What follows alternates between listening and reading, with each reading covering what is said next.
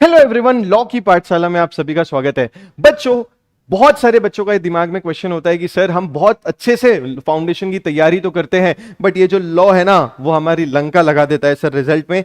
क्या ये रीजन है जिसकी वजह से लॉ जैसा सब्जेक्ट हमारा रिजल्ट नेगेटिव लाता है? तो ये 5-6 रीजंस मैंने यहाँ पे ड्रॉट डाउन करे आप लोगों के लिए, जिसकी वजह से जनरली बच्चे लॉ में फेल होते हैं। बच्चों, ये है ना मोस्टली जनरल पॉइंट्स है जो मैंने देखा है कि सभी बच्चे जिनका रिजल्ट नेगेटिव आता है उनमें ये कहीं ना कहीं पाया जाता है। ध्यान से देखना, इसको आप नोट भी कर सकते हो और अपने दोस्तों के साथ शेयर कर देना जिनका रिजल्ट नेगेटिव आया था लॉ में। सबसे पहले तो बच्चा 100% कवरेज करता ही नहीं। वो देख लेता है कि सर यहां से इतना मार्क है, ये 5 मार्क का चैप्टर छोड़ देते हैं, वो 5 मार्क का छोड़ देते हैं, ये तो ठीक है 80 मार्क्स का भी कवरेज कर लिया तो 80 मार्क्स का पेपर अटेम्प्ट करके सर 60-50 तो ला देंगे। आहा आहा भैया, देखो क्या होता है ना, जनरली कभी कभी इंस्टीट्यूट क्या करता है, कुछ कुछ जो चैप्टर्स बहुत बड़े हैं, लेंदी है, जिसको आप बोलते हो कि भाई 35 मार्क्स का है, कॉन्ट्रैक्ट एक्ट 15 मार्क्स का है, कंपनीज एक्ट नेगोशिएबल 15 मार्क्स का है, ये सब चैप्टर्स को आप इतना डिटेल करते हो, बोले बहुत अच्छे से कर लेंगे एंड ऑल। होता क्या है, उन टॉपिक्स में से इतना ट्रिकी क्वेश्चंस पूछते हैं कि मोस्टली बच्चों को नहीं आता। और जो सिंपल सिंपल चैप्टर्स है, सोगा 5 मार्क का इंडियन रेगुलेटरी फ्रेमवर्क है, एलएलपी है, इसमें से डायरेक्ट क्वेश्चन पूछ लेते हैं।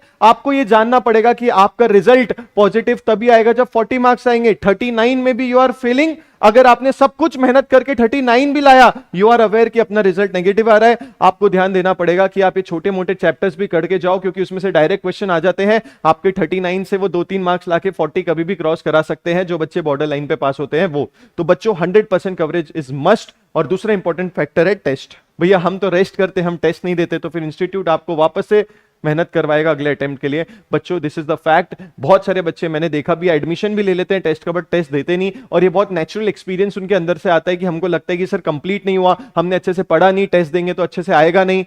कोई बात नहीं भाई, कोई बात नहीं। अगर एक आध चैप्टर नहीं हुआ कोई बात नहीं। अगर 4 चैप्टर की टेस्ट है, 3 चैप्टर की टेस्ट है, 50% की टेस्ट है, आपका 30% भी क्यों ना हुआ हो, मुझे चाहिए कि आप वो पर्टिकुलर टाइम साइकिल में आइए, वो पर्टिकुलर टाइम साइकिल में आप पढ़िए।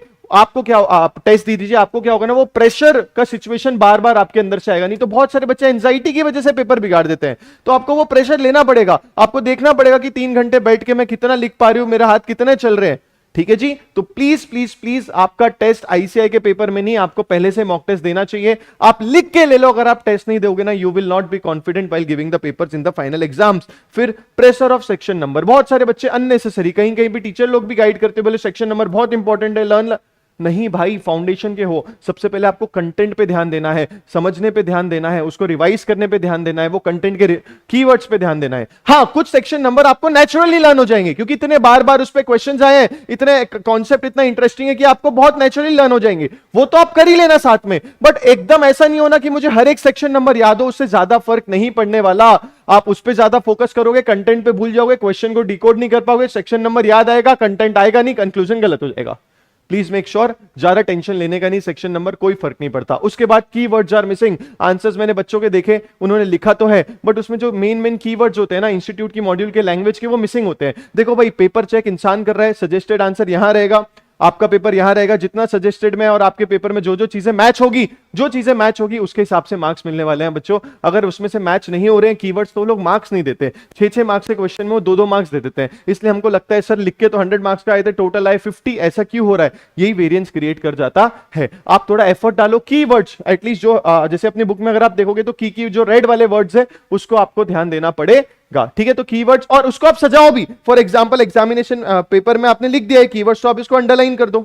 ठीक है, आपको अंडरलाइन नहीं जम रहा, आप बॉक्स बना दो, कुछ भी करो, बट है ना, जो चेक कर रहा है उसके सामने लाकर खड़ा कर दो कि भाई हमने कीवर्ड्स लिखा है। फिर उसके बाद बहुत सारे बच्चे rely on last minute marathons, बोले देख लेंगे मैराथन से, फिर पढ़ के डायरेक्ट लिख देंगे एग्जाम में।